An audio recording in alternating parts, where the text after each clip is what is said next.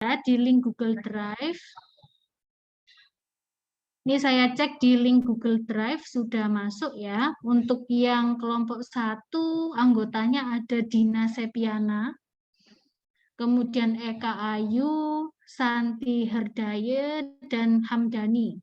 Nah, tadi Mbak Dina sempat izin ke saya tidak bisa ikut join Zoom ya, karena neneknya Mbak Dina meninggal dunia ya. Nggak apa-apa ya, berarti nanti kelompok 1 bisa diwakilkan oleh anggota kelompoknya yang lain ya, yaitu ada 3 berarti ya, Mbak Eka Ayu, Mbak Santi, dan Mas Hamdani. Silahkan kelompok 1. Iya Bu, Eka Bu yang share screen.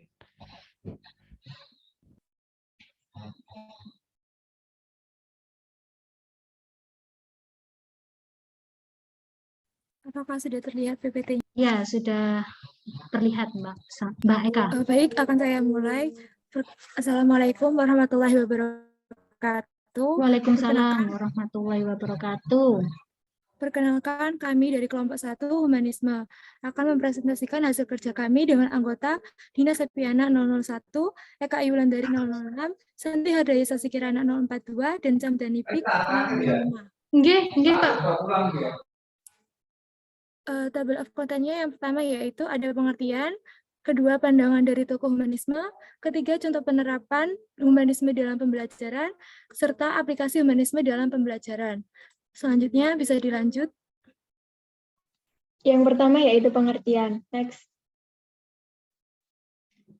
Humanisme berasal dari kata human yang berarti manusia. Sedangkan menurut istilah humanisme sendiri berasal dari kata Latin yaitu humanitas atau pendidikan manusia. Dan dalam bahasa Yunani disebut paideia, yang artinya pendidikan yang didukung oleh manusia-manusia yang hendak menempatkan seni liberal.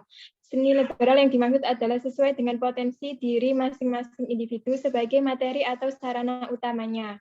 Pada dasarnya, humanisme merupakan sebuah pemikiran filsafat yang mengedepankan nilai dan kedudukan manusia, serta menjadikannya sebagai manusia yang dapat menghidupkan rasa perikemanusiaan atau memanusiakan manusia untuk dapat mengembangkan potensi dirinya.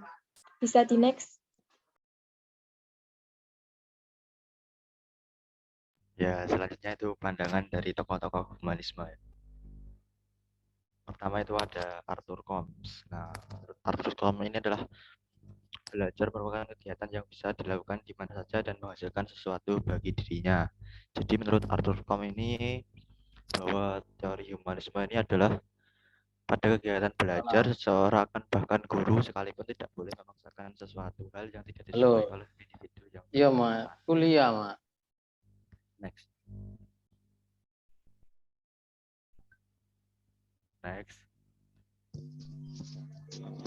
Waalaikumsalam.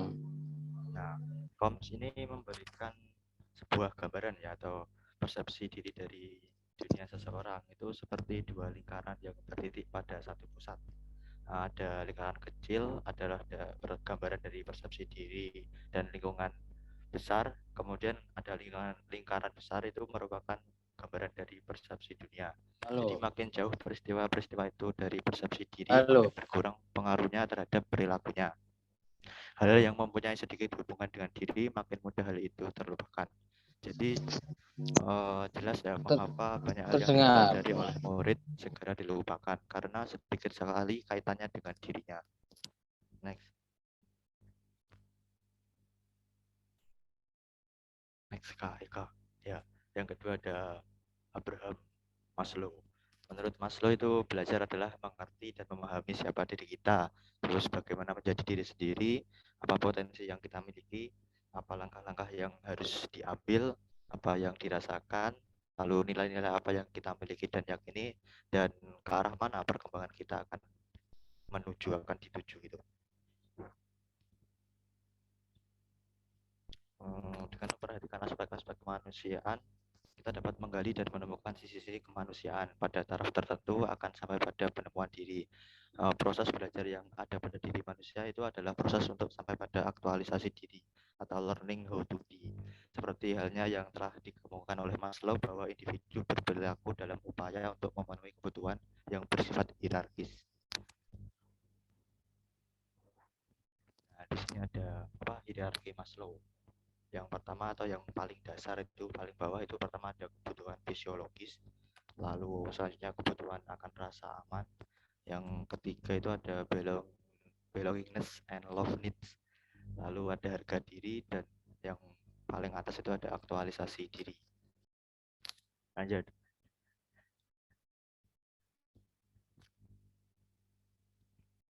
Lalu yang ketiga ada Carl Rogers. Nah, Carl Rogers ini lebih melihat pada sisi perkembangan kepribadian manusia. Jadi humanisme itu tertuju pada masalah bagaimana tiap individu dipengaruhi dan dibimbing oleh keinginan pribadi yang dihubungkan terhadap pengalaman mereka sendiri.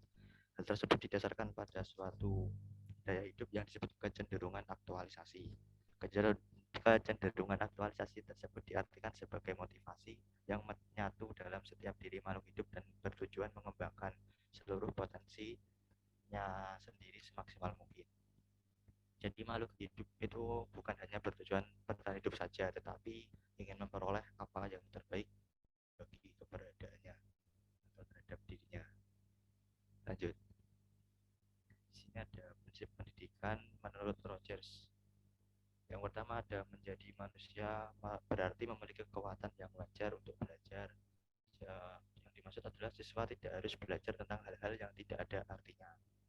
Yang kedua, siswa akan mempelajari hal yang bermakna bagi dirinya bersama ini. Terus ketiga, pengorganisasian bahan pelajaran berarti mengorganisasikan bahan dan ide baru sebagai bagian yang bermakna bagi siswa. Yang keempat, belajar yang bermakna dalam masyarakat modern berarti belajar tentang proses, bukan hasil. Yang selanjutnya yaitu contoh penerapan humanisme dalam pembelajaran. Bisa di next. Menurut Perni tahun 2019, pengalaman belajar memiliki relevansi dengan seluruh orang yang di sekitar kita. Berikut contoh penerapan humanisme dalam pembelajaran. Yang pertama, guru dapat memberikan reward kepada peserta didik yang telah berhasil melakukan suatu hal, agar peserta didik tersebut semakin semangat dan termotivasi dalam pembelajaran.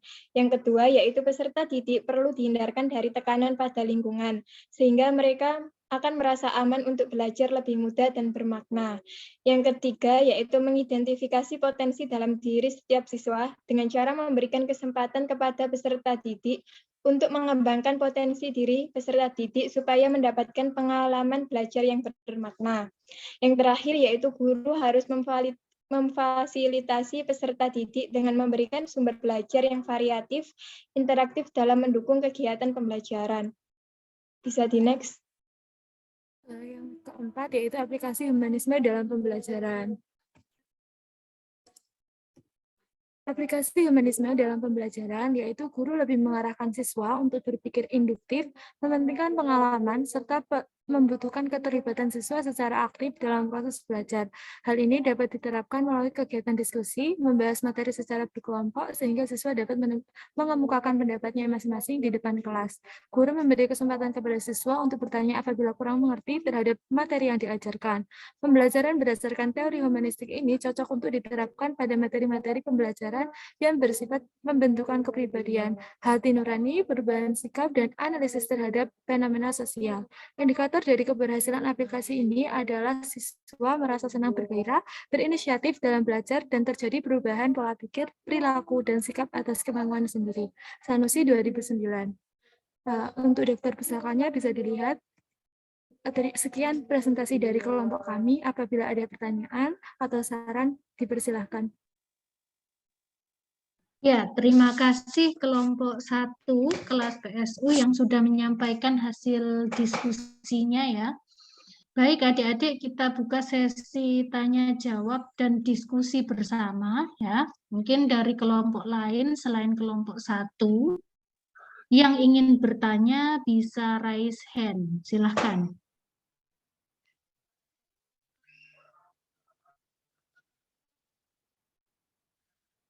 Kelompok 2, 3, 4, 5, dan 6, silakan bertanya.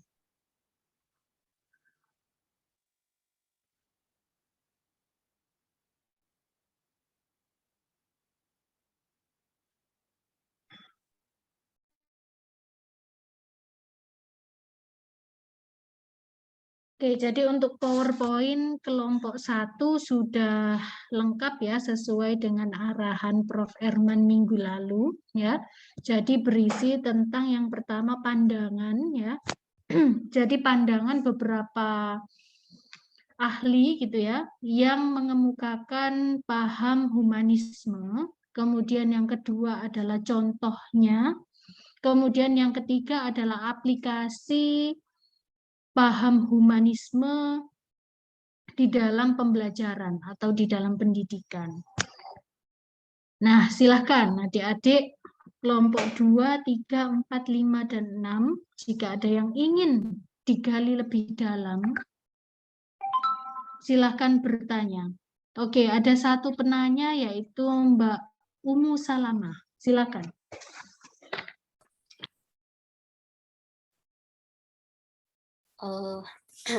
Baik, saya izin bertanya untuk slide yang ke-7.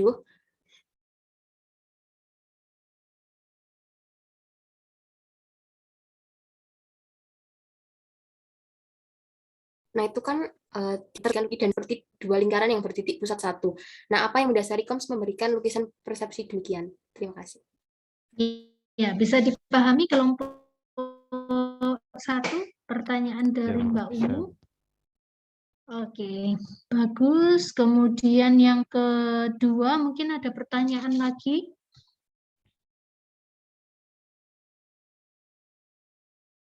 Ayo, dari kelompok lain, selain kelompok 1, silahkan bertanya.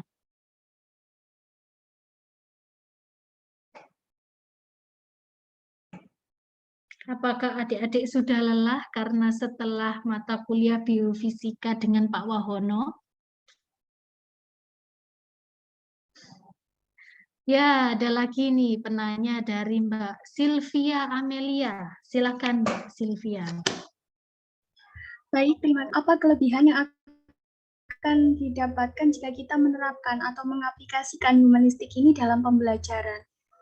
Sudah Bu, terima kasih. Oke, terima kasih Mbak Sylvie yang menanyakan tentang kelebihan ya.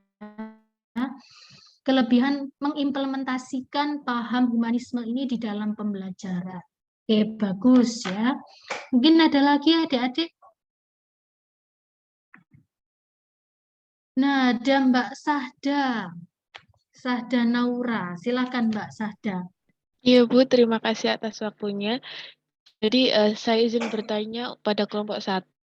Tadi kan dari pandangan tokoh-tokoh humanisme kan banyak ya, ada Arthur Combs, ada Abraham dan lain-lain tadi. Lah di pendidikan di Indonesia itu dari tokoh mana yang bagus dan baik dan tepat gitu diterapkan di pendidikan Indonesia.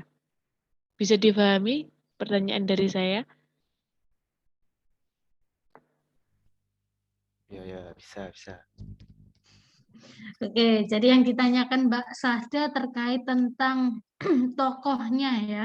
Tokohnya yang mana yang kira-kira itu lebih relevan, lebih cocok dan sesuai dengan keadaan pendidikan di Indonesia.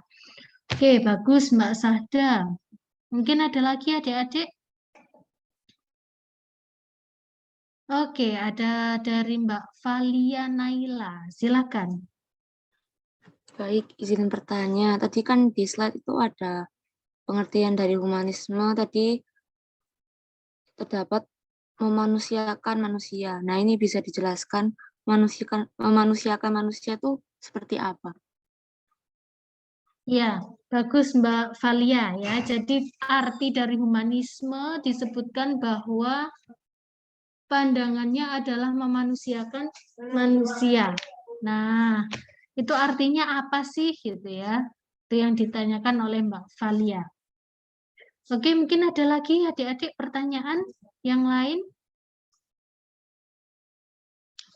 Masih ada 4 pertanyaan ya. Mungkin satu lagi. Oke, ada Mbak Teresia. Silakan Teresia. Ya, terima kasih Bu atas waktunya. Mungkin pertanyaan saya ini agak plot twist gitu ya. Kan teori ini, humanisme ini kan lebih ke kayak intinya tuh pengembangan diri gitu. Tapi juga ada sisi memanusiakan manusianya, perikemanusiaan. Nah, gimana kalau ada seseorang ini dia mengembangkan dirinya, tapi mengabaikan sisi perikemanusiaannya itu? Itu apakah masih bisa disebut humanisme atau gimana? Terima kasih. Ya, jadi pertanyaan Mbak Teresia tadi terkait tentang pengembangan diri yang tidak sesuai dengan perikemanusiaan, gitu ya. Nah, apakah itu termasuk ke dalam paham humanisme, gitu ya? Oke, bagus Mbak Teresia. Satu lagi ada dari Mbak Kusfarida, silakan. Ya Bu, terima kasih atas waktunya. Saya izin bertanya, untuk yang aplikasi pembelajaran, nah itu contoh aplikasi pembelajaran humanisme dalam IPA itu apa ya contohnya? Terima kasih. Oke, aplikasi pembelajaran humanisme di pelajaran IPA, gitu ya maksudnya ya. Oke, ada 6 pertanyaan ya. Mungkin cukup ya, 6 pertanyaan saja. Nah, kita kembali ke kelompok 1, silakan dicoba untuk menjawab dulu. Terserah mau menjawab pertanyaan yang mana dulu, silakan. Saya Bu, saya izin menjawab pertanyaan Valia. Ya, Mbak Shanti, silakan. Jadi Valia, maksudnya itu apa sih, apa arti memanusiakan manusia dalam dalam humanisme ini? Menurut saya itu memanusiakan manusia itu di mana seorang individu diharapkan mampu untuk mengekspresikan diri. Artinya manusia itu dapat menggali dan menemukan potensi yang ada dalam dirinya untuk diterapkan dalam lingkungan. Menurut saya seperti itu, Bu. Terima kasih. Oke, terima kasih Mbak Shanti ya yang sudah menjawab pertanyaan dari Mbak Valia.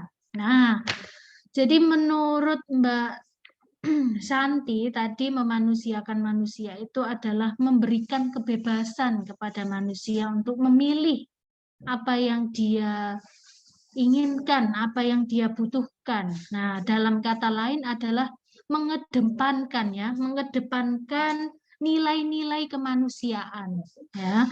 Kemudian juga di situ paham humanisme juga menjunjung tinggi kedudukan dari manusia itu sendiri ya. Jadi apa yang disebut sebagai peri kemanusiaan itu benar ya. Jadi dia ini mengedepankan nilai-nilai kemanusiaan dan juga kedudukan manusia di lingkungan sosial. Nah, oke. Itu jadi ya arti dari memanusiakan manusia. Nah, gimana Mbak Valia? Iya Bu, sudah terjawab. Terima kasih. Oke, mungkin ada tambahan dari Pak Koshim. Pak Koshim?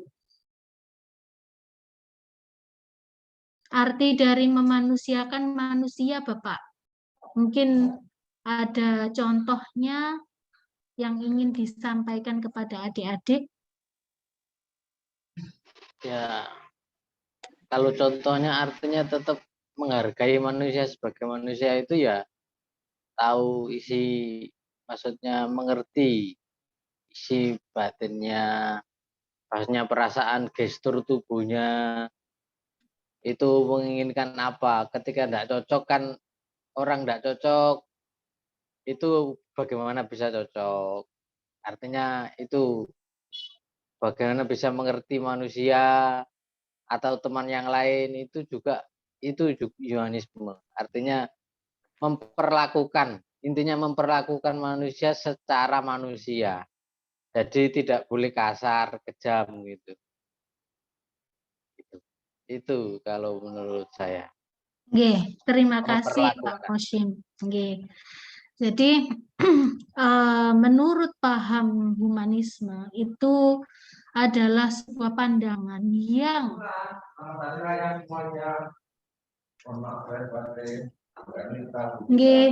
Pak Norman. Tadi sempat di sini, mungkin sudah keluar Bu Dita. Iya Pak Norman, hati-hati. Ya, jadi menurut Pak Koshim, pengertian dari memanusiakan manusia adalah bagaimana cara memperlakukan manusia itu secara layak gitu ya, secara baik. Jangan sampai bertindak kasar atau saling menyakiti antar manusia gitu ya, atau antar teman gitu ya. Nah, oke, jadi mungkin itu Mbak Valia ya. Gimana Mbak Valia? Apakah sudah jelas dengan jawaban dari kelompok 1?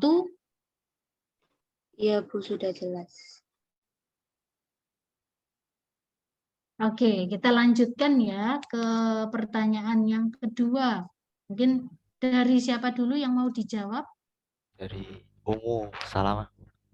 Oke, pertanyaan pertama ya dari Ya, Mbak Ungu tentang apa koms ya tadi ya. apa yang mendasari koms itu mengibaratkan dua lingkaran yang berpusat pada satu titik. Nah, itu slide ke-6 dulu.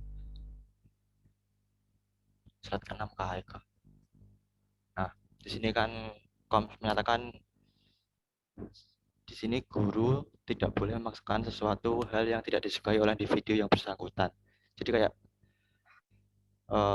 seseorang itu belajar dengan apa ya, kesukaannya sendiri itu loh, dengan keinginannya sendiri. Jadi tidak ada paksaan dari orang lain. Nah, ibaratnya kan tadi ada lingkaran kecil dan lingkaran besarnya. Lingkaran kecil itu kan ibaratnya potensi dirinya atau siswanya sendiri. Nah, terus yang lingkaran besar itu kan persepsi dunia atau dari orang-orang lain. Jadi kalau semakin besar lingkaran yang besar itu akan kan semakin jauh dari lingkaran kecil. Jadi semakin jauh juga tekanan yang terjadi pada siswa tersebut. Sehingga apa ya, gambaran tersebut mencerminkan dari pendapat koms gitu loh.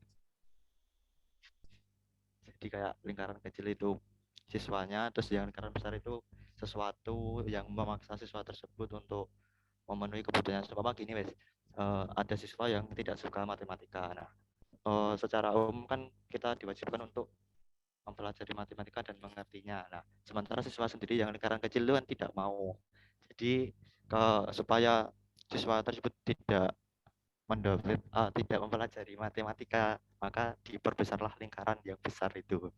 Jadi ada jarak antara lingkaran kecil dan lingkaran besar. Tapi tetap tujuannya satu pada satu titik itu, yaitu proses pembelajaran. Seperti itu. Apakah bisa dipahami Ungu? Mama masih bingung.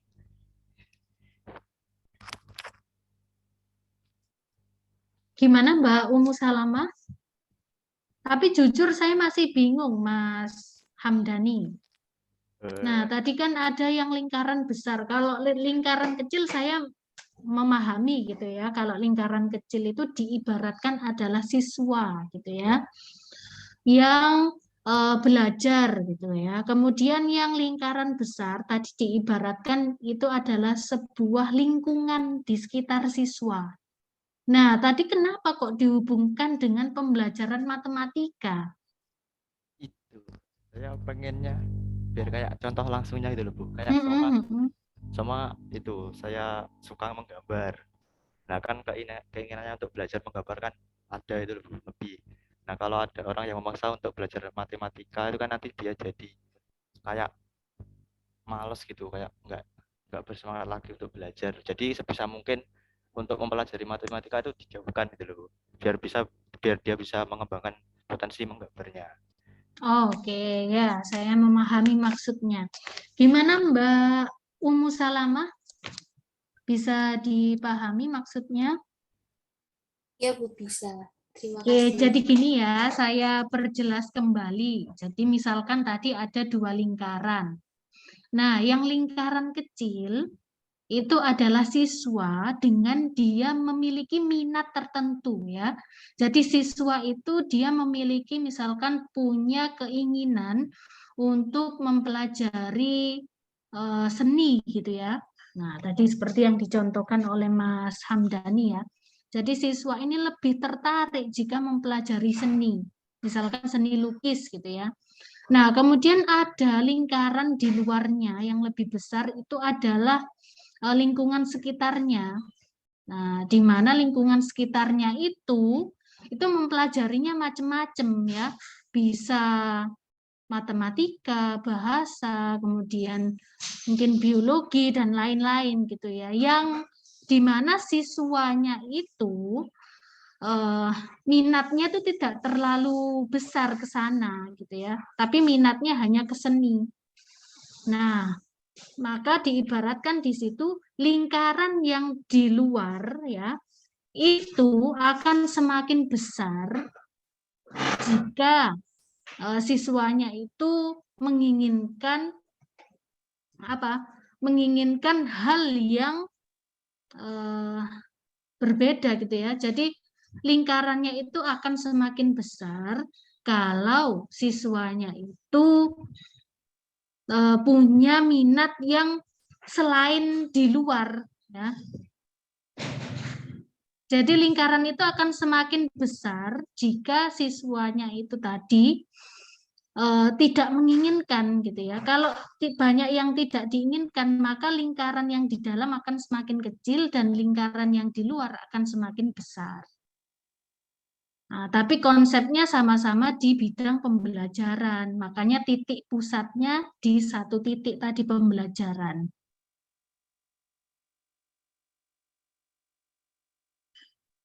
Nah, mungkin seperti itu ya. Jadi itu adalah menurut gambaran dari Arthur Combs ya, yang mengibaratkan bahwa ada dua lingkaran ya, yang satu lingkaran kecil dan yang satunya lingkaran besar, di mana titik pusatnya ada di satu titik ya.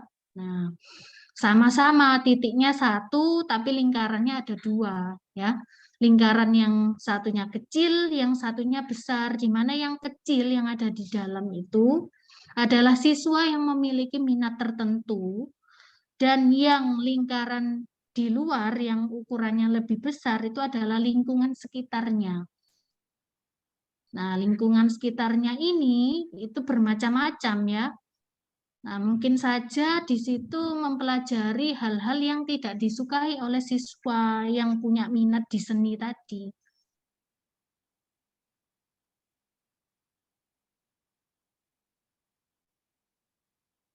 Nah, jadi seperti itu adik-adik. Gitu ya Mbak Umu Salamah ya. Ya, mungkin dari kelompok 1 mau menambahkan lagi.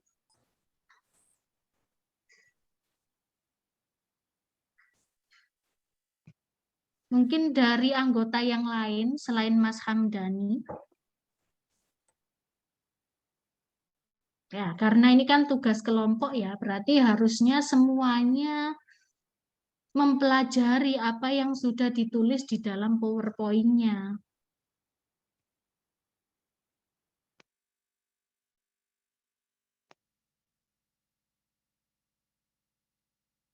Coba kelompok 1 ada Mbak Eka Ayu. Ayo Mbak Eka. Iya. Saya rasa sudah cukup sih Bu, nggak tahu mau nambahin apa lagi. Soalnya pemaparan yang dipaparkan oleh Jam juga sudah mewakili juga. Oke. Oke, mungkin cukup ya untuk jawaban dari pertanyaan Mbak Umu Salamah. Ya, kita beralih ke pertanyaan yang ketiga. Atau mungkin Pak Khoshim mau menambahkan, Bapak?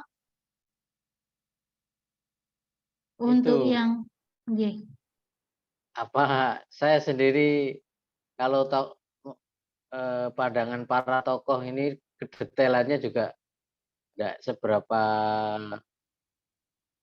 memahami mendalam gitu ya. Cuman kalau yang penting penjelasan-penjelasan yang diberikan tadi masuk akal, rasional,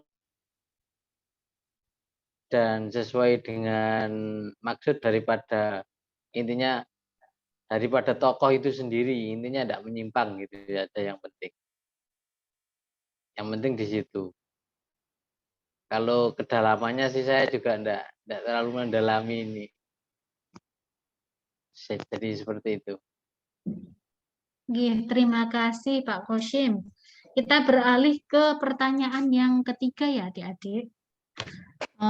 Silahkan mau menjawab pertanyaannya siapa dulu? Mungkin saya menjawab pertanyaan dari Sofia, Bu. Ya, silakan. Tadi Mbak. pertanyaannya ya, Iya, Mbak Eka, silakan. Tadi pertanyaannya apa kelebihan paham humanis jika diimplementasikan dalam pembelajaran atau proses pendidikan? Untuk kelebihan teori belajar, untuk kelebihan paham humanis ini sendiri yaitu bersifat mendukung pembentukan kepribadian, hati nurani, perubahan sikap dan analisis terhadap fenomena sosial. Sehingga jika diimplementasikan itu guru menerima siswa apa adanya, memahami jalan pikiran siswa, dan selalu mengedepankan hal-hal yang bernuansa demokratis, partisipatif, dialogis, dan humanis, sehingga siswa akan merasa senang dan berinisiatif dalam belajar. Untuk suasana pembelajaran yang untuk suasana pembelajarannya juga saling menghargai dengan adanya kebebasan berpendapat, kebebasan mengungkapkan gagasan, sehingga keterlibatan peserta didik dalam berbagai aktivitas di sekolah dan lebih-lebih adalah kemampuan hidup bersama atau bermasyarakat, diantaranya tentunya mempunyai pandangan yang berbeda-beda. Seperti itu, Bu. Ya, Terima saya rasa kasih. sudah sangat lengkap ya jawaban dari Mbak Eka Ayu. Gimana Mbak Sylvia? Iya, Bu, menurut saya juga sudah sangat lengkap. Terima kasih Eka atas jawabannya. Ya, sama-sama Mbak Sylvia ya. Jadi untuk kelebihan dari paham humanisme itu karena prinsipnya adalah memberikan kebebasan kepada siswa dalam memilih bagaimana cara untuk menemukan suatu konsep gitu ya. Contohnya gini, misalkan pada pembelajaran matematika ya, di situ gurunya menjelaskan tentang materi bangun ruang adik-adik ya. Jadi di situ setelah gurunya menjelaskan tentang materi bangun ruang, kemudian gurunya memberi soal. Siswanya diminta untuk mencari atau menghitung luas permukaan dari suatu bangun ruang. Misalkan kubus gitu ya. Tapi di situ gurunya tidak mengharuskan siswanya langsung menggunakan cara ini gitu ya. Tapi gurunya memberikan kebebasan. Nah, silahkan bisa menggunakan berbagai cara untuk apa? Untuk mencari atau menemukan berapa luas permukaan dari suatu kubus, gitu ya. Nah, di situ mungkin ada siswa ya yang langsung memasukkan rumusnya, rumus luas permukaan kubus, gitu ya. Nah, kemudian mungkin juga ada siswa yang menghitung luas satu persatu dulu ya, karena kubus itu kan bentuknya adalah persegi ya. Nah, maka di situ dihitung luas persegi, nah, kemudian dikalikan 6. Karena jumlah persegi yang ada di dalam kubus itu kan ada 6 ya, makanya dikalikan 6. Nah, dari situlah gurunya menerapkan paham humanisme, di mana di situ gurunya tidak menuntut harus menggunakan rumus gitu ya, karena cara belajar siswa antara siswa satu dengan siswa yang lain itu berbeda-beda adik-adik ya. Jadi mungkin ada siswa yang mudah sekali dalam menghafal rumus ya, tapi ada juga siswa yang sulit dalam menghafalkan rumus, tapi dia harus langsung terlibat gitu ya di dalam mencari sesuatu. Nah, jadi dia mencari misalkan, oh kubus itu bentuknya gabungan antara 6 persegi. Oh berarti kalau menghitung luas saya harus menghitung dulu luas persegi. Kemudian saya ini misalkan perseginya ada 6. Oh berarti saya kalikan dengan 6. Ketemulah luas permukaan. Nah, jadi ada yang seperti itu adik-adik. Nah, di situ berarti yang terpenting adalah peran gurunya. Apakah gurunya itu bisa membuat pembelajaran itu humanis ya, atau memberikan kebebasan siswa mau memakai atau mau menggunakan cara yang seperti apa. Pokoknya harus ketemu konsep yang sesuai atau konsep yang benar. Nah, terkait dengan gaya belajarnya mau menggunakan apa itu dibebaskan. Nah, mungkin seperti itu ya. Oke. Mungkin ada tambahan dari Pak Kosim?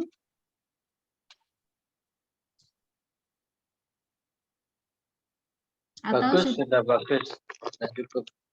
Nggih, terima kasih Contoh-contohnya Pak Kosim. penguatan dari Bu Ernita tadi juga sudah cukup bagus. Oke. Terima kasih dari saya. Saya enggak ada. Matur nuwun Pak Kosim. Kita lanjutkan ya ke pertanyaan keempat. Nah, terserah kelompok 1 mau menjawab pertanyaan yang mana dulu. Baik Bu, saya akan menjawab pertanyaan dari Tere. Tadi Tere bertanya, apabila ada orang yang mengembangkan dirinya tetapi menyalahi peri kemanusiaan, apakah termasuk humanisme?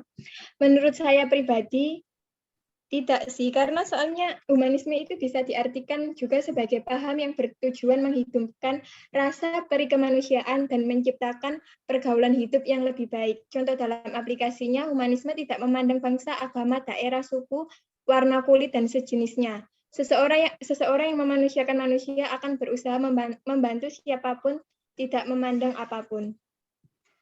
Mungkin itu dari saya, Bu. Terima kasih. Ya, bagaimana Mbak Teresia?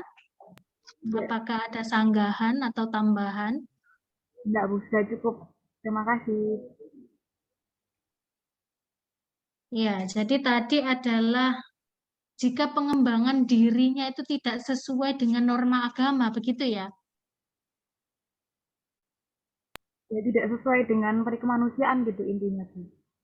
Oke, tidak sesuai dengan perikemanusiaan. Nah, pada dasarnya itu kan tergantung dengan orangnya ya. Nah, tergantung dengan manusianya yang menjalankan itu. Nah, kemudian untuk yang humanisme sendiri itu seperti yang pernah saya baca, untuk yang paham humanisme itu ada 2 jenis adik-adik. Ada yang agama, ada yang sekuler. Nah, kalau agama otomatis di situ dia selain untuk mengembangkan diri ya, dia itu juga mengacu pada agama yang dia anut ya. Nah, sedangkan kalau yang sekuler dia sudah tidak mempertimbangkan agama gitu ya. Nah, ujung-ujungnya nanti dia akan menuju ke ateis gitu ya. Kalau yang sekuler. Nah, itu seperti yang saya baca seperti itu. Nah, bagaimana kalau pengembangan diri itu tidak sesuai dengan perikemanusiaan? Ya mungkin saja ada orang yang seperti itu gitu ya.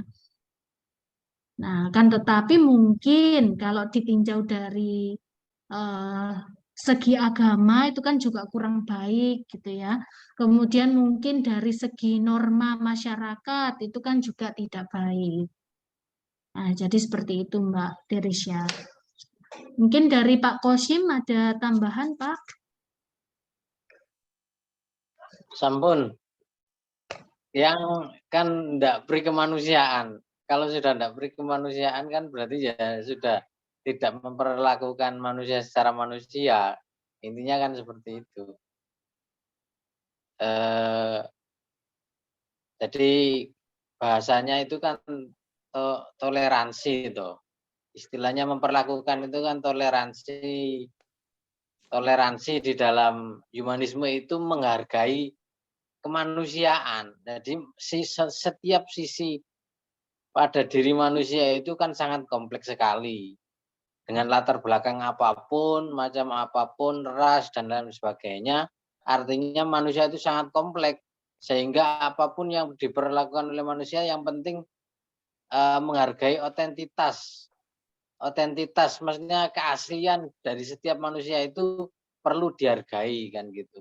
Kalau sudah tidak menghargai itu kan berarti sudah di luar peri kemanusiaan. Awalnya pertanyaannya di luar peri kemanusiaan. Berarti ya sudah tidak ada humanisme di situ gitu. Tidak memperlakukan manusia secara manusia kan gitu. Seperti itu. Oke, berarti tidak sesuai dengan paham humanisme ya Pak Kosim ya. Oke. Kalau yang pengembangan diri tanpa disertai dengan peri kemanusiaan, itu berarti bukan masuk ke paham humanisme. Begitu Mbak Teresia. Baik, Bu. Terima kasih. Oke, kita lanjutkan ya ke pertanyaan kelima. Ada dari Mbak Sahda atau Mbak Kusfarida. Silakan, mau dijawab yang mana dulu? Ya Bu, saya izin menjawab pertanyaan dari Mbak Sahda. Tadi kan kayak dari 3 tokoh tersebut, manakah yang cocok diterapkan di Indonesia? Seperti itu kan ya Bu ya? Iya.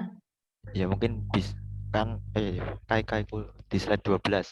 Dari 3 tokoh tersebut kan ada Arthur Combs, Maslow, sama Carl Rogers. Nah ini menurut saya ini prinsip yang lebih cocok diterapkan di Indonesia itu adalah prinsip menurut Carl Rogers. Yang pertama di sini ada siswa tidak harus belajar tentang hal yang tidak ada artinya. Jadi di sini kan seperti biasa kita sebelum masuk perkuliahan atau pada saat pertemuan pertama itu kan sudah dijelaskan bahwa tujuan dari pembelajaran selama 1 semester ke depannya itu adalah ini. Jadi kita tahu apa yang kita pelajari nantinya. Terus yang kedua di sini siswa akan mempelajari hal yang bermakna bagi dirinya. Ya hampir sama seperti yang nomor 1, biar kita tahu makna dari pembelajaran yang kita lakukan. Terus yang ketiga ada pengorganisasian bahan pelajaran, berarti mengorganisasikan bahan dan ide baru sebagai bagian yang bermakna bagi siswa. Jadi di sini dosen atau guru sudah menyusun RPS atau KD-KD yang akan dipelajari. Yang keempat, belajar yang bermakna dalam masyarakat modern, berarti belajar tentang proses. Sebagai contoh, dalam pembelajaran fisika kan ada rumus-rumus, rumus jarak adalah kecepatan dikali waktu. Jadi nanti ada praktikum kayak mobil yang digerakkan itu akan mempengaruhi kecepatan dan waktunya dan juga jaraknya. Jadi kita sebagai siswa atau mahasiswa itu tahu prosesnya, tahu proses dari penemuan rumus terjadi, bagaimana kok rumus itu S sama dengan V kali T itu dari mananya, makanya dilakukan praktikum atau dilakukan proses penemuannya tadi. Mungkin seperti itu. Ya, bagaimana Mbak Sahda? Jadi menurut Mas Hamdani yang paling relevan itu yang menurut Rogers ini ya Mas Hamdani ya? Iya Bu, yang ada beberapa sudah dipraktikkan. Oke, jadi seperti itu Mbak Sahda ya? Iya Ibu, baik, sudah paham. Ya, tadi juga contoh-contohnya sudah dijelaskan begitu ya sama Mas Hamdani. Jadi ada 4 prinsip ya pembelajaran menurut Rogers. Nah, tadi sudah dijelaskan contoh-contohnya juga mulai pengorganisasian bahan pembelajaran ya. Jadi kalau guru ya berarti harus menyiapkan RPP gitu ya, harus menyiapkan LKPD, kemudian harus menyiapkan mungkin asesmen untuk siswanya. Nah, jadi harus dipersiapkan dulu bahan-bahan pembelajarannya. Kemudian juga yang terakhir ini adalah belajar tentang proses ya. Nah, jadi yang dinilai itu sebenarnya bukan hanya hasil akhirnya ya, tapi prosesnya itu bagaimana. Nah, karena ini belajar yang bermakna itu harus yang belajar tentang prosesnya. Nah, prosesnya mungkin ya bisa melakukan aktivitas praktikum gitu ya. Nah, dengan praktikum itu kan kita secara nggak langsung itu akan melatih keterampilan, selain keterampilan hands-on juga keterampilan minds-on. Ya, jadi ada 2 keterampilan yang dilatihkan sehingga pembelajaran itu bisa menjadi bermakna. Oke, mungkin ada tambahan Pak Koshim? Sampun Bu, bagus. Oke, saya seperti itu. Berarti kurang 1 pertanyaan ya yang belum terjawab dari Mbak Husfarida. Mbak Kusfarida. Ya, silakan dijawab kelompok 1. Ibu izin menjawab pertanyaan Kusfarida. Tadi aplikasi pembelajaran dalam IPA ya. Untuk contoh dalam bidang IPA biologi sendiri, seperti peserta didik itu diberikan suatu tanaman atau sebuah pohon, dilihatkan sebuah pohon, terus di situ tuh peserta didik dapat mengamati sesuai dengan diri pribadi. Kan ada yang melihat dari batangnya dulu, dari bunganya dulu, maupun dari buahnya. Terus di biologi juga kan banyak bacaannya, jadi cara siswa memahami dan menghafalkan juga berbeda-beda. Tadi sempat disinggung sama Bu Ernita juga, cara belajar siswa juga berbeda-beda. Disinggung juga sama Bu Ernita tadi mengenai rumus matematika, dan disinggung oleh Cam tadi rumus fisika. Demikian pula pada kimia, seperti itu. Apakah bisa dipahami? Ya, sudah dipahami. Terima kasih. Oke, saya rasa sudah jelas ya, itu terjawab dari yang sebelum-sebelumnya, begitu ya Mbak Kusfarida ya, untuk aplikasinya. Baik, mungkin itu ya untuk yang presentasi kelompok 1. Apakah kelas PSU ingin lanjut untuk kelompok 2 atau cukup dulu untuk pertemuan hari ini?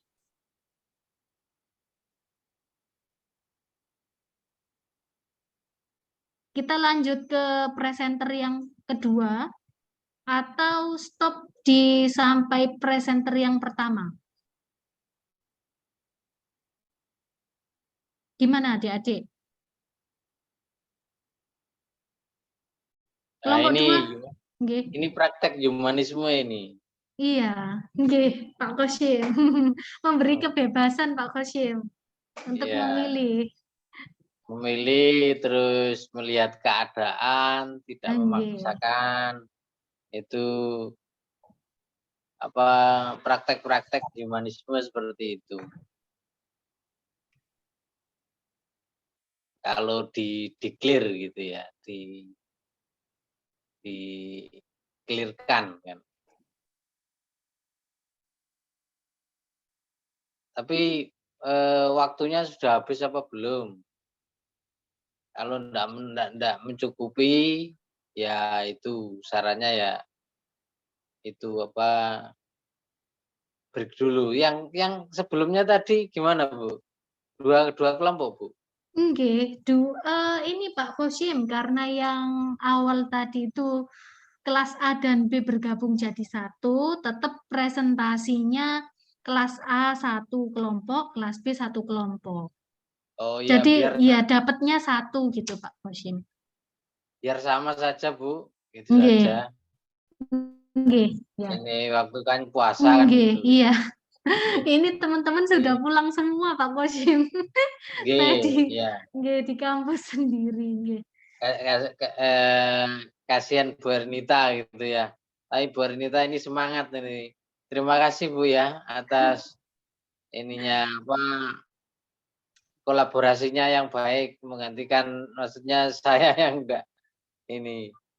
Mboten Terima kasih napa-napa sekali. Pak Kosim, nggih.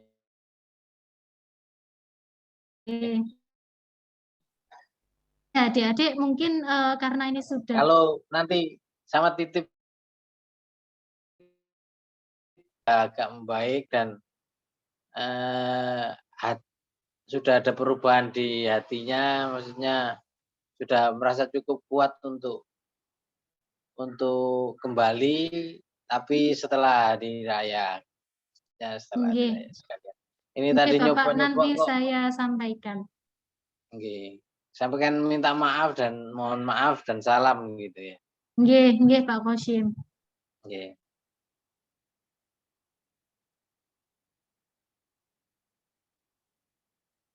Baik adik-adik, karena waktunya sudah hampir jam 3:30 ya.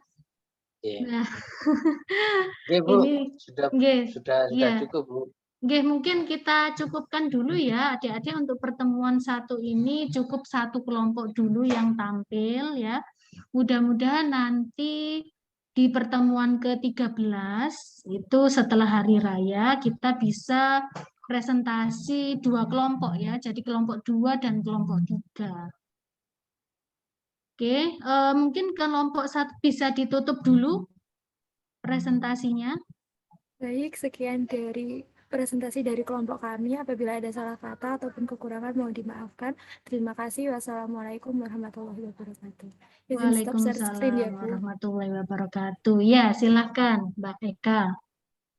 Baik adik-adik, ya, jadi untuk minggu depan itu karena adik-adik ada libur bersama ya, libur nasional, maka perkuliahan diliburkan dulu ya, sehingga kita ketemu lagi di tanggal 9 ya. Jadi 9 itu adik-adik sudah mulai masuk perkuliahan secara offline ya.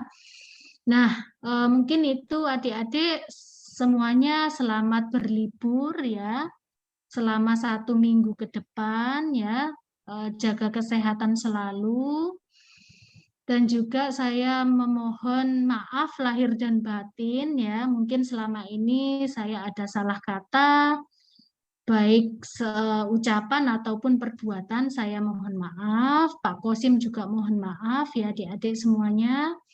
Saya akhiri mungkin itu dulu untuk pertemuan kita hari ini, diskusi kita di pertemuan 1.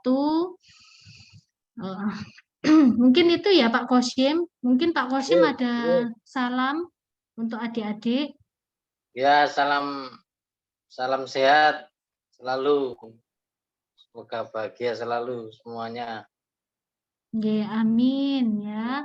Mudah-mudahan Pak Kosim juga segera pulih kembali sehingga bisa bergabung dengan kami gitu ya di kampus. Ditunggu Oke. Pak Kosim nggih, nanti setelah hari raya. Oke. Nggih. Baik adik-adik. Iya. Baik adik-adik, mungkin cukup sekian ya untuk pertemuan kita hari ini. Kurang lebihnya saya mohon maaf. Saya akhiri. Wassalamualaikum warahmatullahi wabarakatuh. Waalaikumsalam. warahmatullahi wabarakatuh. Terima kasih Bu Rita. Ya, kasih sama-sama banyak, Bu adik-adik. Ernita, Pak Kosim. Minta Ya. maaf juga dari kelas PSU dan Pak Oke. Kosim. Mohon maaf Ya. lahir batin, Pak. Iya, sama-sama adik-adik. Izin lift dulu ya. Oke, Bu.